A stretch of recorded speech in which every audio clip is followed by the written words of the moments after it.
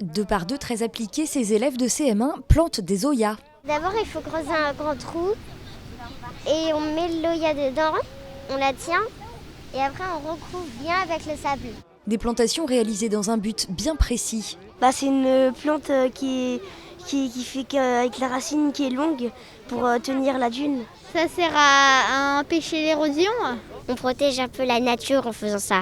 Ici, l'accès plage a été déplacé pour être plus en harmonie avec le cordon dunaire. La dune a été reconstituée. Voilà pourquoi les enfants sont invités à la consolider. Cette zone-là, justement, était dégarnie, parce qu'avant, c'était la route qui passait carrément là, le bitume. Donc l'objectif, ça a été réensablé et les enfants plantent l'oya, parce que grâce à ces racines qui vont jusqu'à 2 mètres de profondeur, ça va permettre de fixer cette dune et de protéger justement tout ce qu'il se trouve derrière. Et également de favoriser la biodiversité grâce à tous les insectes, les oiseaux qui vont venir se nourrir de ces insectes dans ces plantes. Un accès à la plage plus naturel et surtout bien plus efficace pour lutter contre l'érosion que tous ces rochers placés ici pendant de nombreuses années.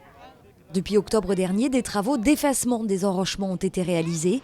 Un chantier qui s'inscrit dans un projet plus global de défense contre la mer. L'idée sur 4 sites au pays de Saint-Gilles, ça a été de réaligner le trait de côte, donc de reconstituer la dune là où elle doit être reconstituée. On essaie de trouver des solutions pour faire en sorte de protéger les populations, de protéger notre environnement, de protéger notre littoral.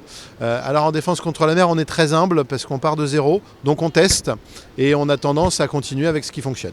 Et nouveauté cette année, ces plateformes pilotis qui accueilleront pendant la saison estivale les postes de secours sous forme de modulaires.